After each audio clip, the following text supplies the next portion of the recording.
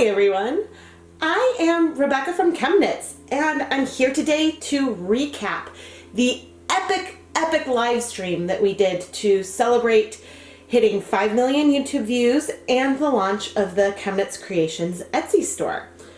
We dyed 12 different skeins of yarn using a variety of techniques.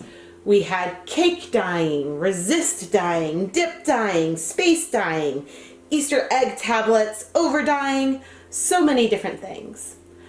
I'm not going to go through these yarns in the chronological order of dyeing, but I am going to try to go through them in a way that makes a little bit of sense and talk about the techniques and maybe some of the recipes used to dye these yarns so you can try to recreate some of these looks at home.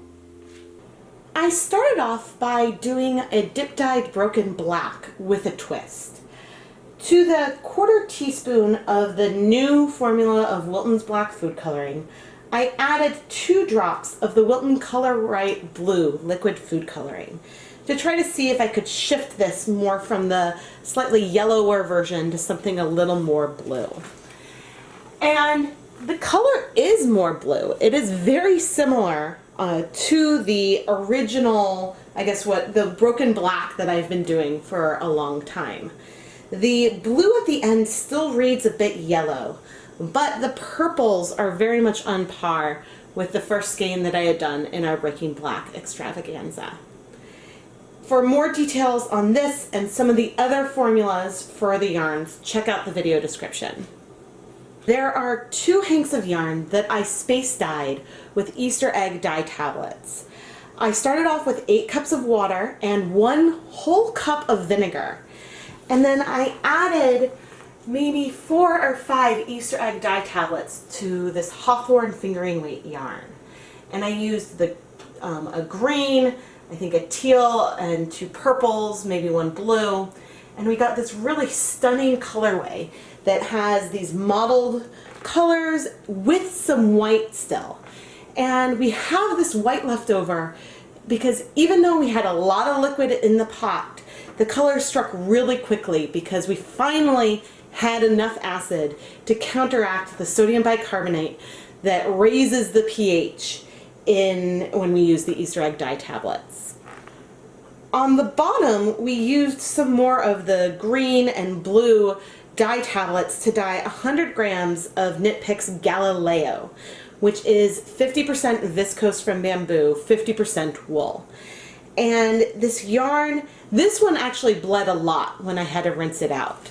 I find that the lime green Easter egg dye tablets tend to require a lot of rinsing anyway, but I think that this soaked up a lot of color, but there was still a bit left over that needed rinsing out because I think the dyes only adhere well to 50% of the fiber content. Nevertheless, this colorway is very mermaid-esque. The viscose gives the yarn a really nice shine, and we've got these really subtle green hues from teals, aquas, a medium marine blue, and the lime green. These 2 skeins of yarn were dyed in 1 pot. I did the Hawthorne with the purple first and then the Galileo second. So the pH of the second skein of yarn would be higher because I did not add more acid in the middle.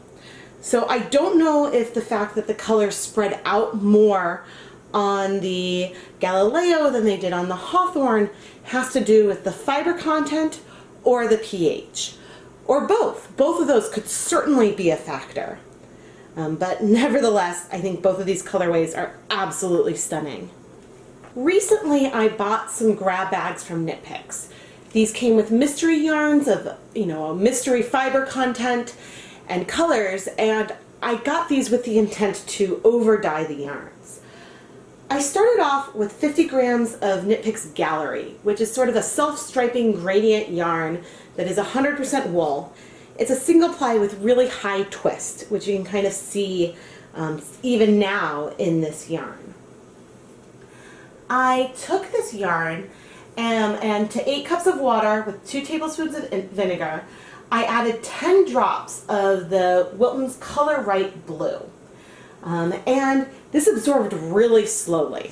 I'm not sure if it was because the color was already pretty saturated with these browns and yellows, or if because the twist was so tight, the color had trouble absorbing to the yarn. But either way, I added an additional 2 tablespoons of vinegar, and all the color never absorbed to the yarn. I think it's possible that the yarn was already saturated with the colors that it had. Nevertheless, we shifted this brown and yellow colorway to something that still has a lot of brown, but we cooled down the tones. We have a marine blue, a grass green, and a really bright teal. I think that if you want to over dye something, a commercial yarn that is already a deep saturated color, a little more intensely, you might be better off using a commercial dye versus food coloring. But I still think that this colorway is really beautiful, and I'm really happy that I decided to try overdying it. With some of the leftover blue dye from the gallery, I had a twisted hank of Stroll fingering weight yarn, and I plopped this into the blue to absorb as much of that leftover color as I could. Once the yarn cooled off, I had opened it up, I retwisted it, and I plopped it into some more dye, sort of a greenish brown. I added 8 drops of the Wilton Coloright brown, 8 drops of yellow, and 8 drops of blue to this yarn. I didn't soak up all the color, but I waited until I got this deep forest green, and then removed the yarn to let it cool. There is a lot of color in 24 drops of the Coloright food coloring. I used the leftover green to dip dye a hank of Hawthorne fingering weight yarn, which is 80% superwash fine Highland wool, 20% polyamide, and I dip dyed in that leftover green. And we see this beautiful gradient of a forest green all the way into a teal. Is this broken? Kind of. We see a lot of blue throughout the yarn, but there is still a gradient of the green, and we see progressively less and less yellow over the course of this skein. After the green, I untwisted the yarn, let it cool, and then I twisted it up a 3rd time to add another layer of blue. And this time I used 3 drops of black, 3 drops of blue. And again, I didn't let it absorb all the color, but waited until I saw sort of this nice deep blue around the hank of yarn. The final yarn has multiple layers of color. There's still a hint of white, but then you see mixtures of the original pale blue, the deep forest green, the deep blue indigo, and you see where they also mix together. And so this technique is a lot of fun for getting a random, non-repeating colorway and something really unique with multiple layers of color. I took another skein of Galileo, which is 50% viscose from bamboo, 50% wool, and I put this in the leftover blue dye from our twisted hank that we had dyed 3 times. And I forget actually now if it was dry, but I let it absorb the blue sort of unevenly. And then I spiked the pot with direct drops of some of the Coloright pink. I started off with 5, and then I moved the yarn around and added, 5 or 6 more. At some point I stopped keeping notes in my, quote, diary.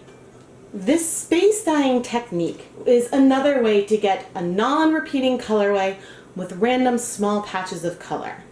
Because the concentrated drops of food coloring that we added to the yarn only had red number 3 in it, they bound really, really fast.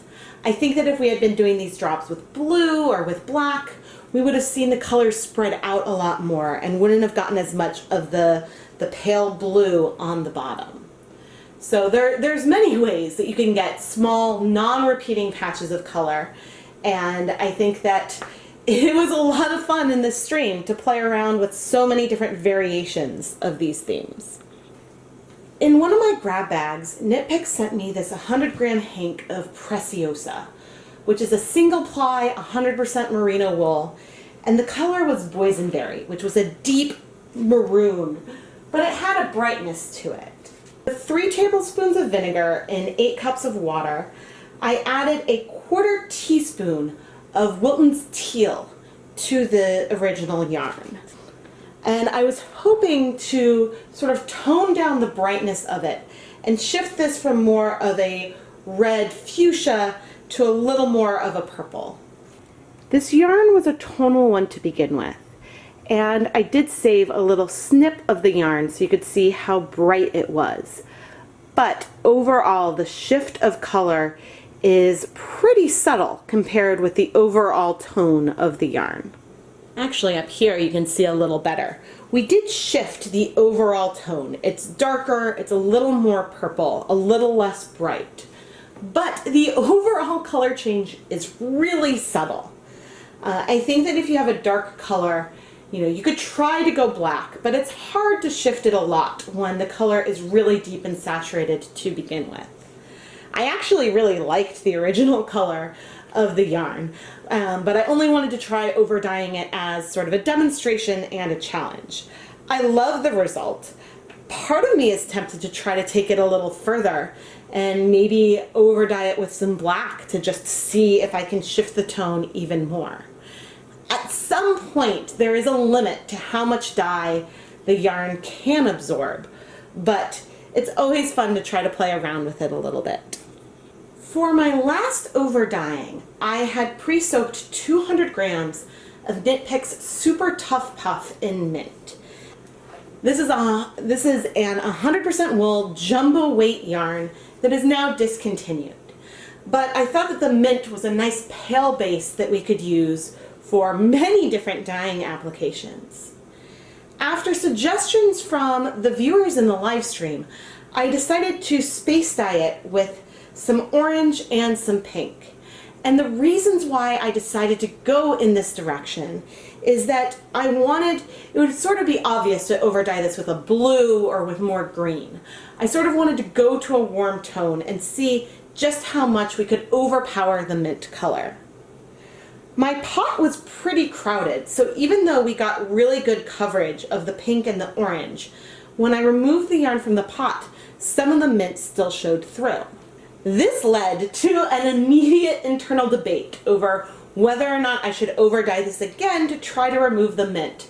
But all of you said that I should leave this mint behind and that you were really happy that it showed through. I actually think that this yarn is absolutely gorgeous. And whether or not you wanted to keep the mint, you could certainly overdye it to remove it. But when you have a pastel yarn, you really can shift it in more directions than, say, the red one or the brown one that we used, that were a bit overwhelmed already when we tried adding more dye. While the Super Tuff Puff is discontinued, you can get some Tuff Puff, which is still bulky and chunky, just not quite as thick as this one, from Knit Picks. Last but not least, I came prepared to this live stream with 3 yarn cakes. I had 2 cakes of Knit Picks Stroll and 1 of Knit Picks Imagination, which is 50% merino, 25% nylon, and 25% alpaca. Dyeing yarn that's already wound into a cake is a great way to create a gradient. You can do this either with colors breaking or even getting different intensities of one shade if it's a color that doesn't break. Or you can add Easter egg dye tablets or candy hearts into the center of your yarn cake to aid with the gradient. So that way some color will have limited access to yarn that's only in the center of the cake versus what you put in solution all around it. Each of these yarn cakes were done slightly differently, and I took pictures as I was unwinding the yarn so that way I can give you a better sense of the gradient with this video. Imagination is so soft, but I think the alpaca content means that it absorbs dye a little bit slower. I mixed up a half teaspoon of Wilton's Royal Blue icing color, and I added this to the pot, and I actually started off with, I guess I started off with 2 tablespoons of vinegar. but then I added a 1/3 tablespoon of vinegar in the process to help all these blues absorb. And what we have here is a stunning mottled gradient that goes from a hint of purple, a rich royal blue, and all the way through to this medium aqua. The colors are bright and saturated, and this is a stunning gradient yarn that would make an amazing shawl. The little hints of purple are because there's some red number 3 in royal blue. And if you're just dip dyeing yarn, it can be hard to pick up on this little bit of red. That's part of what makes the blues that started off a little bit deeper. But since when we first added the dye to the pot and the cake of yarn to the pot, there's a less surface area for the yarn. So there's fewer places for these reds to bind. And they like to strike really fast. They don't penetrate through many layers of the yarn. And this is why we can see these little hints of purple in this yarn. One thing I want to add is that when I'm preparing to wind these back onto the niddy noddy so that way I can wash the yarns and allow it to dry, I do try to squeeze out as much of the water as I can at the beginning. And I also try to take care as I'm winding it on the niddy noddy to not stretch the fibers too much. Everyone really loved the unicorn breath yarn, the rainbow gradient I created by inserting these candy hearts into a yarn cake of the Stroll fingering weight yarn. I wanted to do a twist on this, and so I inserted pink, yellow, orange, and blue hearts into a cake of Stroll fingering weight yarn, and then I added some Wilton creamy peach to the outside. So that way I would add more color, but as you go towards the center, you start to see some flecks of the pink, the yellow, the orange, and then the blue almost takes on a bit of a brown because of some of the orange that it absorbed. This yarn shows that you can add more twists onto your gradients. You can insert things into the cakes, add dye to the outside, or do a combination.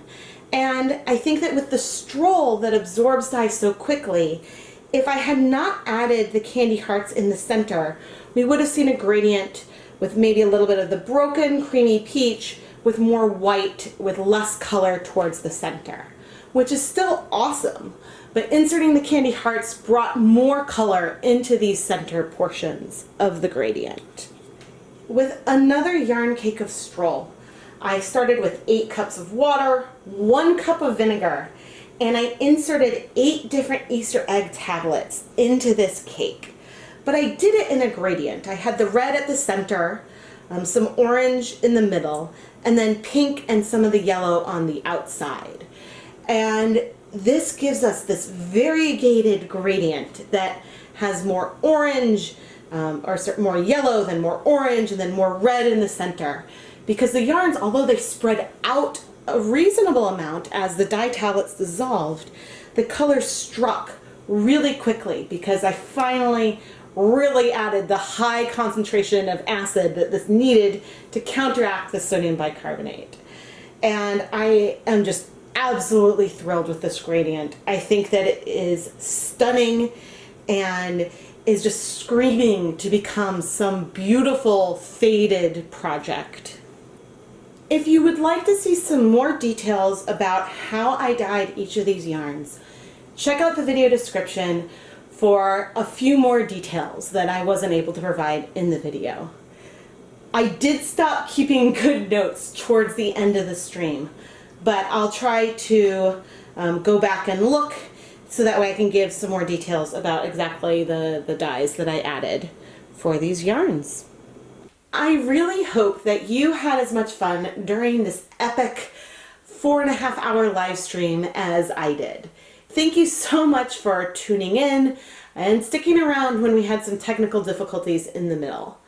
I wanted this one to be especially long to give as many of you an opportunity to tune in live while this was happening. I think that the colors that we created are absolutely stunning, and I really look forward to more epic dyeing sessions in the future.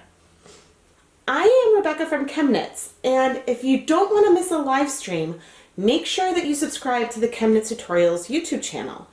And if you turn on the notifications, you'll get a push notification when I start a live stream, so you won't miss one. And if you are interested in supporting ChemKnits on a more personal level to help contribute to the materials that I use in videos like these, so things that help make these epic live streams possible, check out the ChemKnits Patreon. You can find a link in the video description. Thank you so much for watching.